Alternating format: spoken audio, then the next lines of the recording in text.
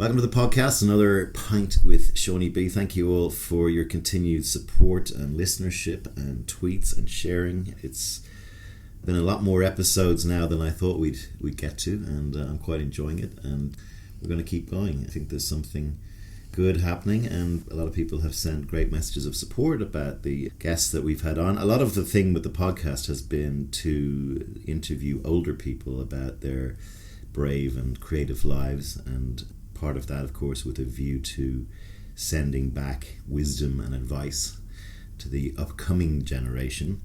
This is the first podcast I have with one of those members of the upcoming generation. He is the youngest person I've had on the podcast at 28 years of age. His name is Jamie McIvor. He is, if you imagine a sort of a young Russell Brand, that will give you a bit of the sort of vibe that's going on here. I think he'll be quite a force in the future, which is why I'm interviewing him. This may be his original breakout interview. Brilliant. He lives on a barge in London. We're going to ask a little bit about that, and he's also involved in a very important thing to do with the world, which is the issue of climate change and how we can alleviate climate change, especially through things like fuel and energy. He is a biotechnologist. I'm welcoming to the podcast Jamie McIvor. Hoi hoi, how's it going? Very good.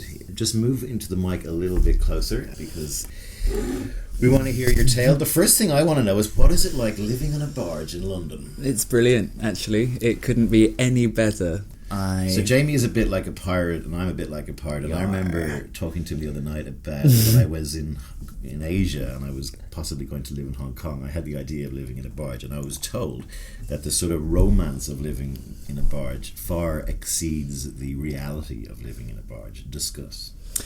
So it has its highs and its lows. Barge life, boat life, and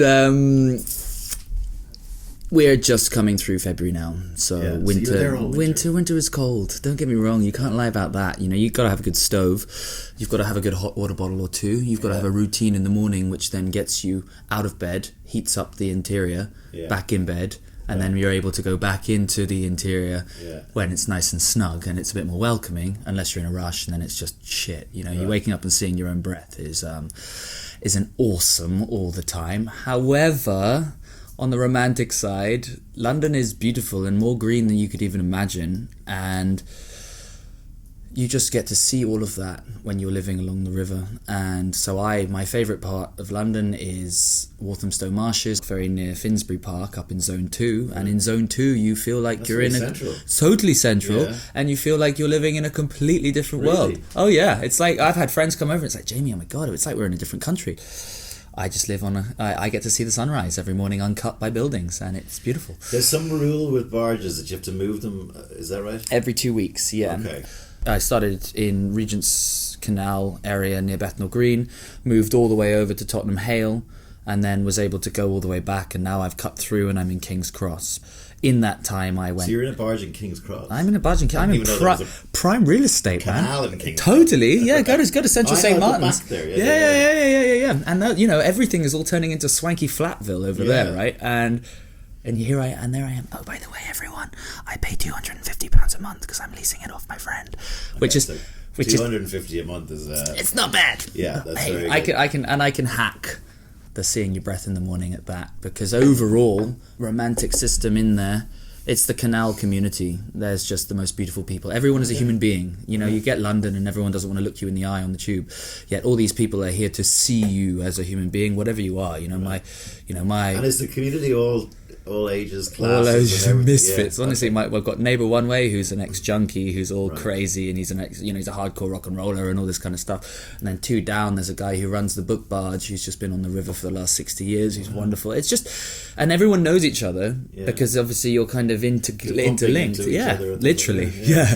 And one of the things you said to me the other night as well, which I liked, was Jamie would be a guy who wouldn't have a problem, staying in a swanky flat. He's got a few bob under him. But you did say that you wanted to challenge yourself by moving into something like a barge or moving out of your comfort zone. Talk a bit about that. I love it. I'm very privileged. I'm very lucky. Mum has a place in Battersea, for example, right, which is great, lovely. But from my own kind of initiation, coming into manliness as a millennial, if I fit that bracket, and I think I do. A lot of us, if I'm going to be generalist there, everything's been handed on us in a convenient speed-timed plate. Washing machines and electricity and heating, and the hard knocks ain't there, really. And so hence why everyone's so dang short in their wants for things. Everyone's so kind of impatient, perhaps. And so, moving on to the boat, me being a renewable energy, biosustainability, eco-warrior type of person, is... Everyone should live in, I'm not going to advocate for caravan living, it's not everyone's thing. I'm not going to advocate for barge living, it's not everyone's thing. But everyone should spend at least 6 months of the year on an area which is self-contained, and therefore you massively have to be resource efficient. I have a water tank, therefore, I can't leave the taps running. I have a battery which is powered by solar, and over winter there isn't much sun, so I can't leave the lights on. All of these sorts of things which many people take for granted. And you're living in King's Cross, and even unfinished buildings I'm looking at being developed, they've got their lights on. Obviously there's a marketing side of that, but give me an overview on how you see the issue of climate change before we get into the specifics. Everyone's talking about climate denial, and Trump doesn't believe in climate change and so on. And there are other friends of mine who also think that, we're all going through an ice age, or we're coming out of an ice age anyway, so it's going to get warmer or whatever. Sure. And so I speak to the people who might therefore be listening to this and then being like, climate change, oh shit, I'm going to switch it off. It's more, you cannot deny, whether or not you choose to deny man-made climate change and global warming or not, you cannot deny man-made atmospheric carbon dioxide pollution. Right. We pollute the earth, the atmosphere, with carbon dioxide. We can see it in smokestacks. We can do it. Smokestacks. We see it in the Delhi smog. We see it in China. We see it wherever. Yeah. Now, whether or not people are saying and bleating about that having an impact on and that's a man-made impact on climate change, it doesn't matter. It still affects every other ecosystem out there. So be it that climate change is the buzzword, it's still pollution, and it's still something that you need to address. And our system doesn't.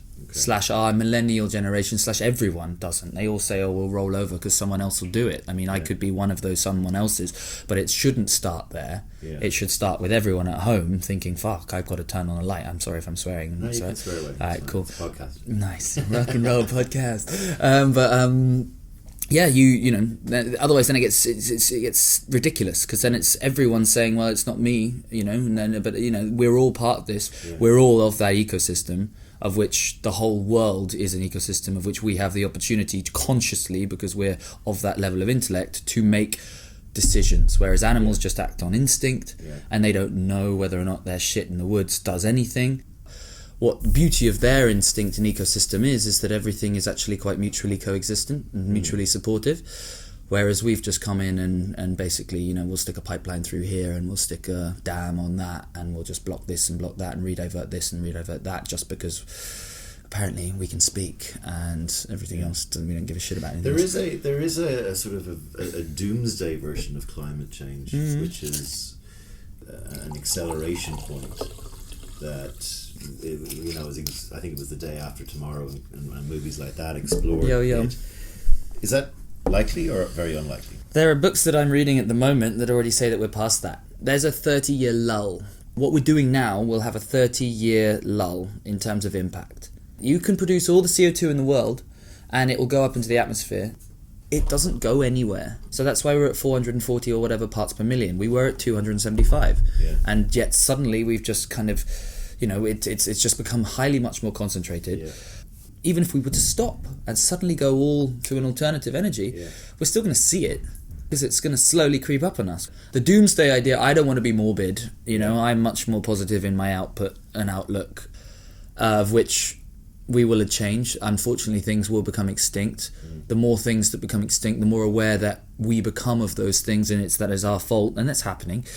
Then the more people will begin to start to push for change, because it's got to be a bottom-up and a top-down kind of thing. How did you get so passionate about climate change? And tell me a little bit about what you were like in school and how you kind of got into this. Okay.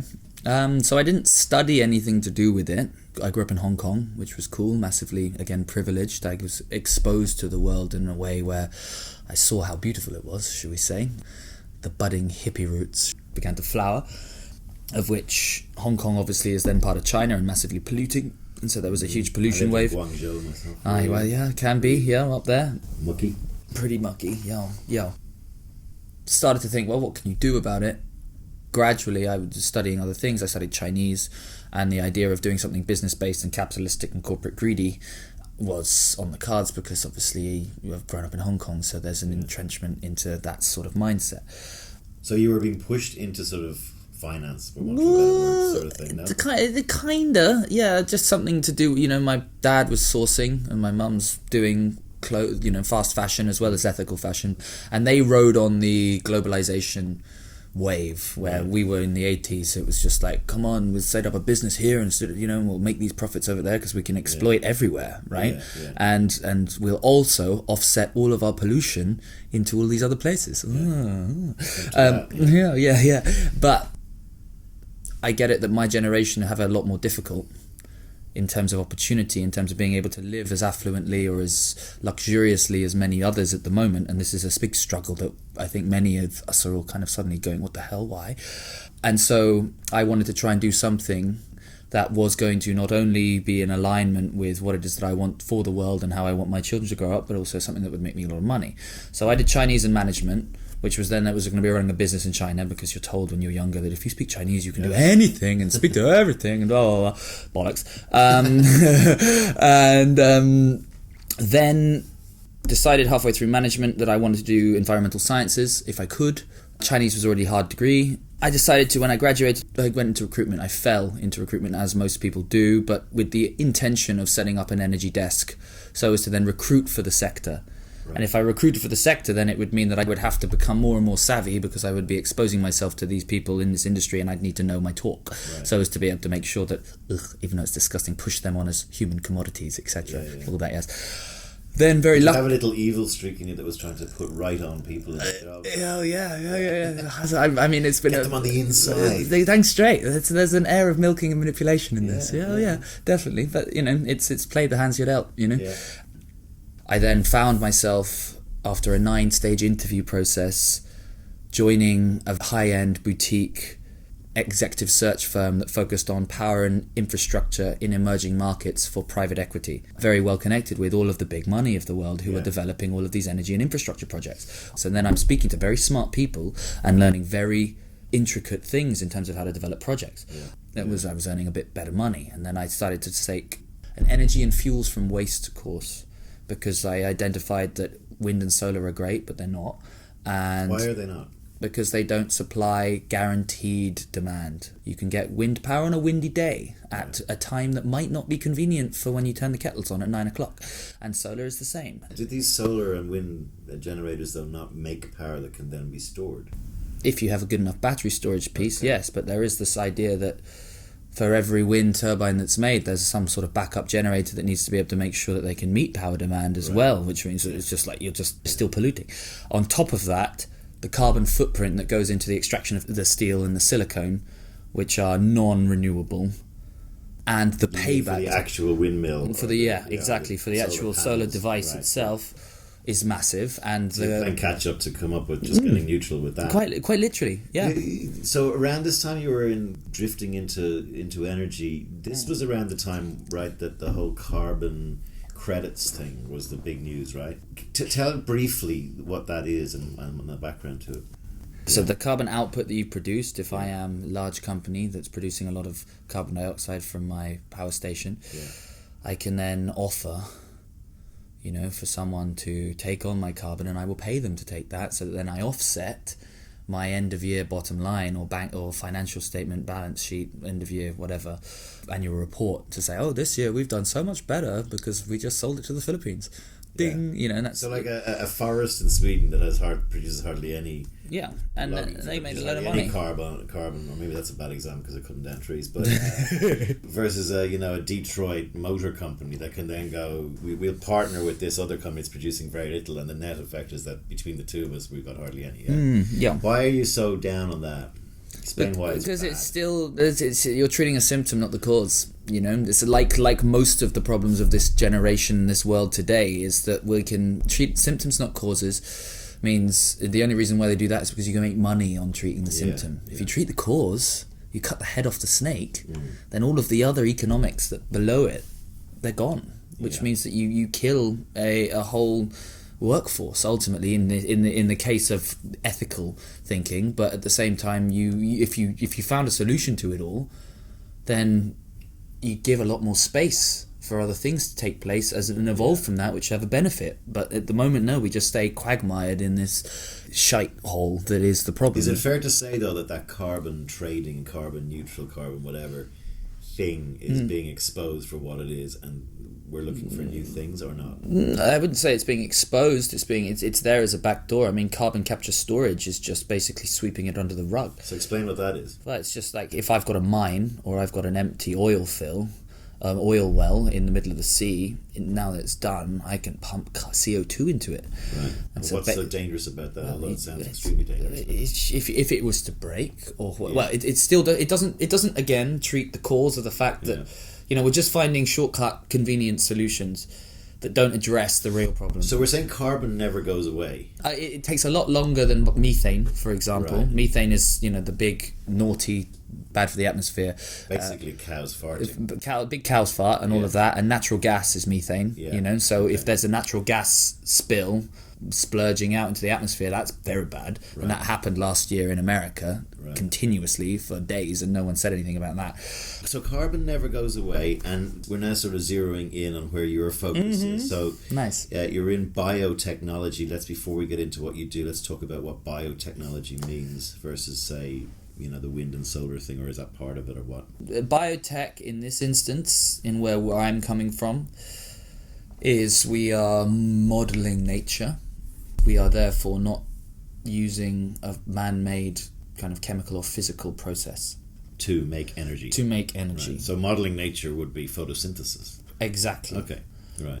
What we are looking at is taking a natural biological process and optimizing it to make sure that optimize sounds like a weasel word. What does that actually mean? It means that we provide for the best possible conditions available for these microorganisms, naturally occurring microorganisms, to operate and therefore be as efficient as they can, which means that then they are in their element. So explain this to my mother. Okay. In very simple, how it works. Is it like compost, or? Compost is an element of this, but it's degradation. There's a conventional technology now. I don't know. I'm going to think about how I'll summarize it for your mother, but I'm just going to explain it out now to do that because it's easier and better. You can take any organic material and you can put it in a plastic bag and you can seal it. If that bag was open versus if it was sealed, there would be different types of microorganisms that would grow on this. Let's say grass was in the bag, on this grass, and they would rot it, just like if you've left something in the fridge for too long or outside. Now, if it's open and therefore aerobic, it's a little bit more like composting. And if it is closed, it's anaerobic. This is then the current technology that we're evolving, and that's anaerobic digestion. Now, composting and that organic material there makes one gas, like you and I breathe out CO2. Yeah. I want to focus on the anaerobic side. The anaerobic microorganisms breathe out methane, or biomethane better. Right. And biomethane is a green natural gas alternative. So we're talking just again, give it a sort of to simplify. Yeah, right. We have about collecting waste and treating it in a different way to normal in order to produce methane and then harness that methane. Is that fair? Ultimately, yes, at this stage one. That you're completely correct. Yeah, okay. That's how to explain it to mothers. And when you say waste, it can be anything. I say waste, but it's any organic input. So we could grow grass. I mean, energy crops exist where they grow maize in Africa, for example, which can then go into these systems to then produce this biomethane. Now, the problem with it, if I use Africa as an example, is that then this maize takes up land, which could be used for schools from the neighbouring village. It takes up water, fresh water, which could quench the thirsts of all of the people in Africa. And it takes up food, which could then, again, stop malnutrition or starvation. I mean, again, it's similar to all the Prius drivers who think they're saving the world. The idea of biogasoline in America, which is reliant on corn, ethanol, and stuff like that. I mean, I read somewhere that the actual cost of producing like $1 worth of ethanol is like on the environment, on the corn, on water, on everything. It's just lucrative. I mean, it's not lucrative. Nonsense. It's ludicrous. Ludicrous. Yeah. I mean, and it's absolutely not. It's not environmentally friendly. It's not. Right. Again, so it's not solving anything. But someone's come up with an idea where let's stick green stamp on this. So let's paint the picture of your technology in the light of that Prius car. What would change if your technology was suddenly the one that was adopted? Okay. I would like to explain the longer term of what we're looking to do first. Right. Because, I mean, in relation to that Prius car, that it's even bigger. Okay. So biomethane as a system which we can upgrade already is good. Great. Is the methane coming out of the, quote, mouths of bacterium? Ultimately, right? yes. Okay. Yeah. Grow on rotting stuff, yes, in effect. Okay. Now, what we're also developing is the opportunity to produce hydrogen. So instead, we get to a certain phase in our degradation process, and we've got two routes now. One of them, which is more close to market, which is why we can talk about it first, because it's more relatable to the market, more penetratable, is biomethane. And then what we're developing now is biohydrogen. So let's split down the biohydrogen route, which means that any organic input can then be turned into hydrogen, which is a carbon zero fuel. Wicked.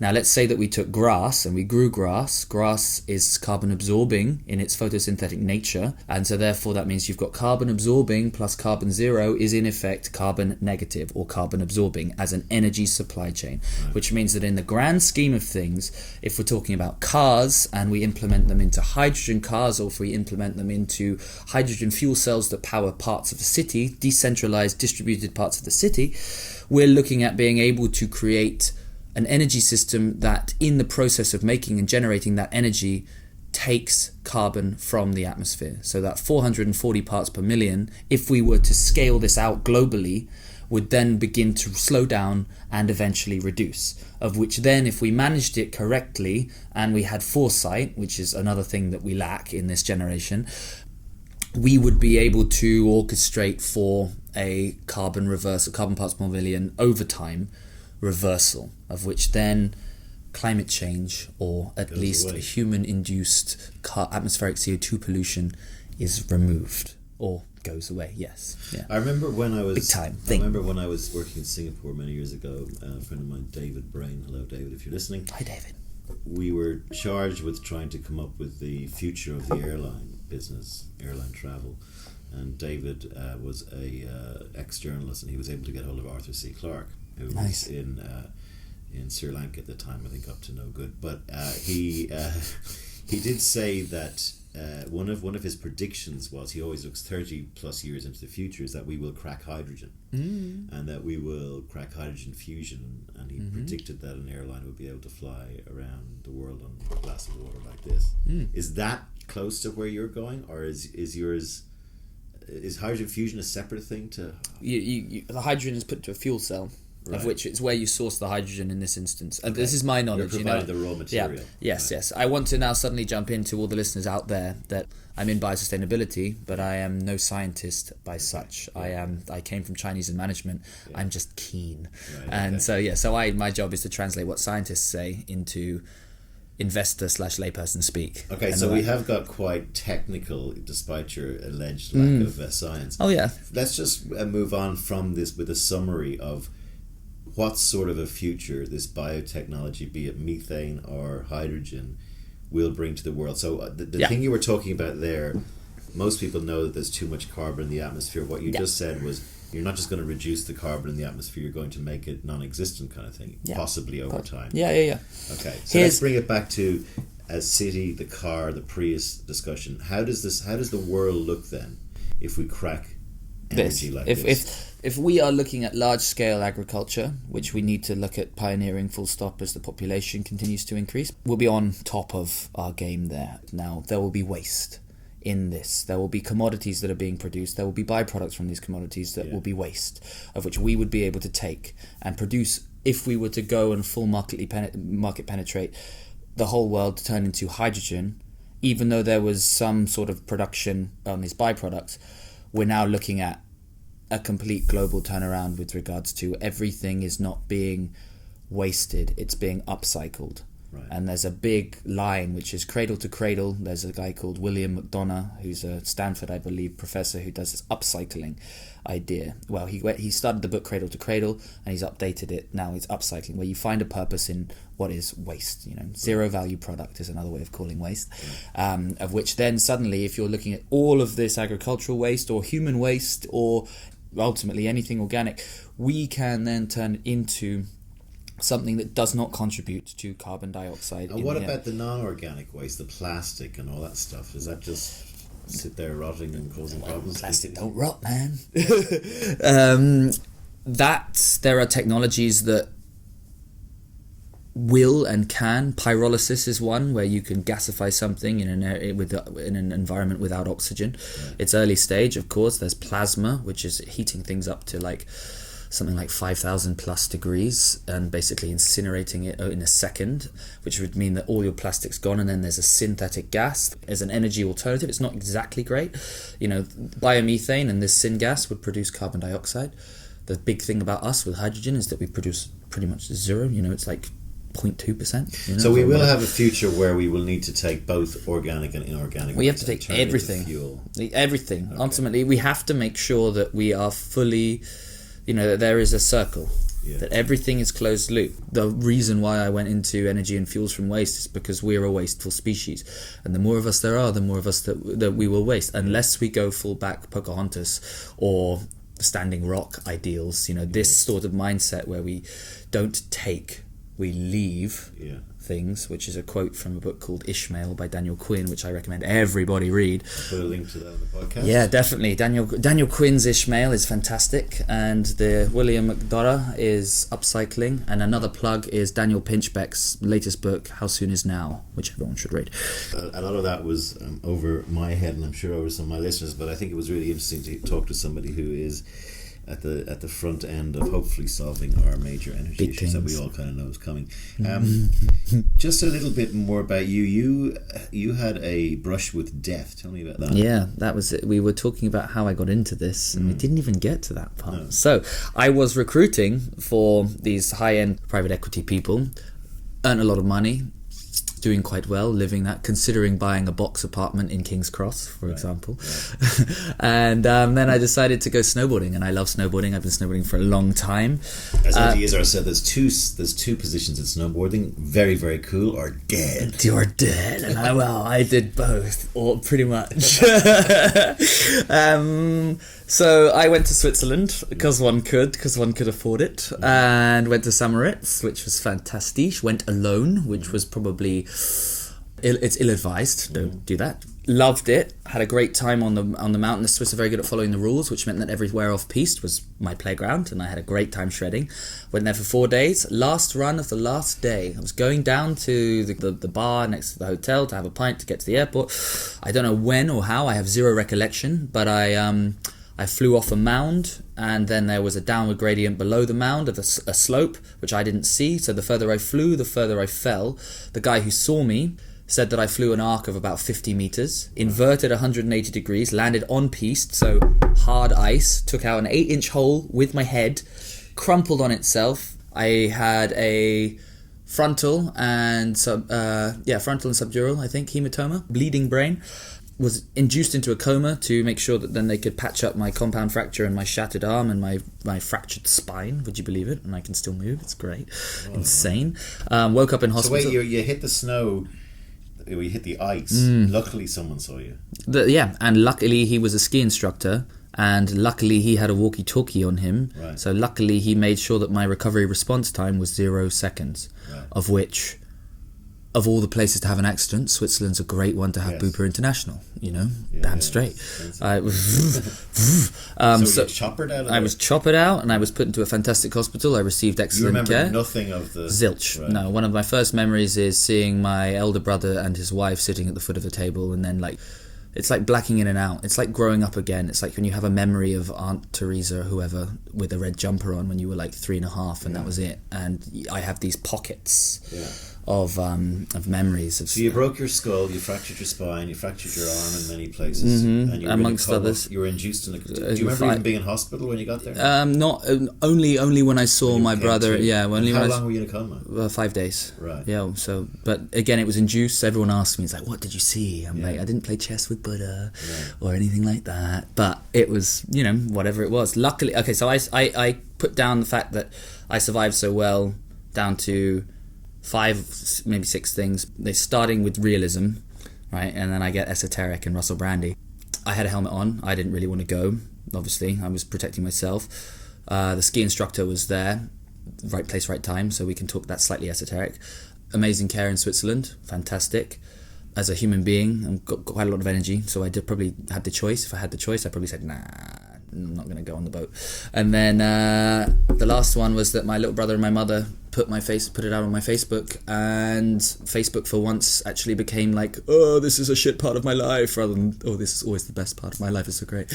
And I was that again? like, Facebook is like the perfect representation of everyone's best self, because everything good happens on Facebook, but there's no one crying under a shower after being broken up with or whatever on Facebook. And so I was there, looking like an absolute Tron, basically. Oh, they put a photograph of you there's me, Michael Schumacher style. Proper style, and saying, hey, this has happened to Jamie, and I'm really lucky. I've travelled a lot, and I've seen a lot of people, I've met a lot of people, and I've made fantastic connections with a lot of people over the world, and I received a lot of love. Now, this is esoteric, call it a prayer, call it a hope, call it a wish, call it a whatever. It's all an expression of energy, if we're going to go with that, in inverted commas, for all those who are skeptical. But that is hope, and I received a lot of it, of which, when I got back to the UK, I astounded my doctors in how fast I was recovering. I'm very lucky, let's put it that way. Do they think you have brain damage? My poor family, really, went through, it was every day. We don't, he might wake up, he might not. He might be able to open his eyes, he might not. He might be able to move his neck, he might not. He might be able to recognize you, he might be able to remember you, he might be able to speak, he might not. It was every single thing was incremental, he might not.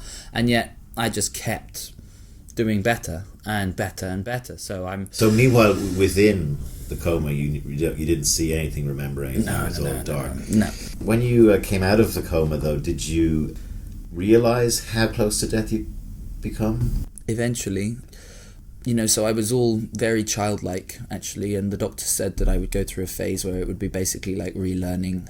It was like being reborn. I literally had to learn how to walk again, and how to wipe my ass again, and eventually how to cross the road again. Did you know that you were learning how to walk again? Like, did you know I used to be able to do this? Or was it like, I have no idea what my legs are for? I think that was all very early stage when I was in Switzerland, and everything was very pocket in, pocket out memory. I remember a lot more when I was back in London, of which I was quite functional then. But, everything else was I was just very tired / drugged up, kind of make sure that I followed, what the doctors wanted me to do, to the strictest of instructions, which is again maybe why I did so well. But coming through it all, I don't know, it felt, the relearning side of things was progressive, but again, I was very boisterous. As and like as a child, I was probably like a toddler, and I was therefore, messing my mum about a lot, who'd just gone through the works of the toughest, one of the most difficult experiences of her life. And then there was this growing into a new sense of myself, and it was only when I saw what the ski instructor drew on Photoshop of my full jump did it actually really hit home about how lucky I really was, because honestly, I've got a picture of it, and it is insane. Is your life governed by pre-accident, post-accident, do you think? I'd say that I can't change the accident. In fact, and this is an interesting way of tying back into how it is that I'm here now, working, sitting opposite you, talking about the environment, I would not have this job without the accident, because obviously I was doing a lot of private equity work and earning money. Then I had the accident, and not my perspective changed, but there's definitely an idea where it's like, only do what you want to do. So I only did what I wanted to do, and I built up this medical waste project. I was building it up before the accident, and then lo and behold, I wake up in a hospital, best place to ask questions, and whether it was just to entertain me or not, they did. And so I had a solid and pretty robust business plan, which actually began to build traction. Now, I explained this to a great friend of mine who wanted to catch up with me, and she went, oh my God, Jamie, you've got to speak to my dad. And her dad is now my business partner, who is the inventor of this tech. So there is a pre and post accident. I'm a different person to what I was before, but at the same time, I've got to count my blessings. I'm still alive. I'm now working in the job, which I would say is not a job. It's a hobby. I love it. And it has purpose, which drives me and brings energy. It's not like I get up in the morning and sigh because I have to go and do whatever it is. Are you a spiritual person? Do you believe in God? I'm not God. I believe that we are all the universe experiencing itself. We are all existence experiencing itself. You are existence, I am existence. We are all we are different versions subject to our upbringings and whatever. But at the same time, if existence is all there is, then existence is God as we know it in this bit. So then if you are existence, you are God, and vice versa, and the same for me. Your openness to this sort of trusting in the mystery and this going with that flow, if you're open to it, then you encounter paths of least resistance or less resistance, which mean that good things come to you. There are no coincidences. I see running into people that I haven't seen in many years on the street as a sign of saying I'm in the right place at the right time. If I choose to believe that, you know, and if I do, psychosomatically or not, I am then increasing my outlook and making it more positive, which means that my outlook only continues to compound in a positive fashion. And then I just, it's kind of like keep winning. But how do you see the world, you know, the future of the world in this, you know, we're in the Trump Reich. Yeah, Bernie Sanders should have won. How is it possible to stay positive in the face of so much shit going on? Because I'm only doing my bit, and that's all I need to care about. Right. Because as long as I'm doing it, then it means that I am shaping my own reality. I view everything that happens within me. So in effect, you know, I said, you're the universe, I'm the universe, I'm my universe, I'm my own existence. It's up to me to make it that. And if I can turn on the radio and be like, oh, doom and gloom, Trump, Theresa May, whatever, then of course I'm allowing myself to then absorb all this shit that makes me feel like shit. Whereas if I don't, and I don't... do you get a sense that the generation, like in their 20s right now, are starting to galvanise a little bit, or...? I'd say that there's been some sort of shift in a way where there is, could you call it an awakening? There's a realization that they are going to be the ones that have to do it. However, the way in which they're doing it might not, at the moment, and I might be critiqued on this, be as in sync with what real work is. You know, we can all be keyboard warriors, and we can all share something on Facebook and think that we've done our bit. Yeah, but I could look at a path of your life that you would be in some, I don't know, wank-stained brokerage firm in Hong Kong right now, earning top dollar, $1 million a year. And have a wife I don't love. No, sorry to everyone who has. 50% at least. And then instead you have this, as you say, hobby and almost an awakening, which happened probably because, as you say, of the accident. Definitely, that was a huge part. Yeah. What's different to what most of us would be receiving is that I actually have a high amount of autonomy because I'm in a startup, hence why there's this startup galvanization, this startup awakening, because everyone wants to be independent. But when you can start in all those kind of things, no one maybe really knows at the moment. You know, you can have a small startup, but it's about how much actual work needs to go into it. You know, my parents and my parents' parents who survived, you know, gone through wars and gone through famine and gone through lack of resources and so on and so forth. That's real work. Whereas we've had it like plush and luxury, very easy, and we've got televisions that can show how great it can be and all this kind of stuff. If you really want to go and do something, it's only down to you to go and do it. You've got to make the time to go to the gym. You've got to make the time to do the yoga if you want to make anything happen of yourself. Otherwise, you just slob out on the TV. And it's just, then there you are, just consuming energy and oxygen. Sorry. Breathing out carbon. Yeah, exactly. But no, I mean, I'm not, you know, I'm all for passion, basically. And one thing that corporate lifestyle and structure, for example, bureaucracy, it smashes that down. So I'm very lucky that I have this autonomy where the company only goes as fast as I let it. Well, my part of the company can only go as fast as I can do it, and I can hit hurdles and I can hit pitfalls and I can hit all these other things. And it's about working the problem. It's about there is no. There is only a way through. You've just got to know how you're going to navigate it with a bit of foresight and a bit of way of doing that, and that's fun. And that means that I'm working really hard, and I've got myself ultimately, if we, you know, when, shall I say, let's positively put it out there, when this happens, I've got myself my career doing that, and I'll love it as this hobby. But at the same time, I'm free. What would you say to a 18-year-old who's just leaving school now? You do you. Jamie McIvor, great chat there. Nice. Very passionate, and my first conversation about biotechnology, so that's one of the great things about these podcasts for me. And it's great to hear that there are people like you with the passion to go and change the world. And as I said at the start of the podcast, I'm assuming this is your breakout interview, so take care of yourself. Yes, so thank you so very much. Thank you, Sean.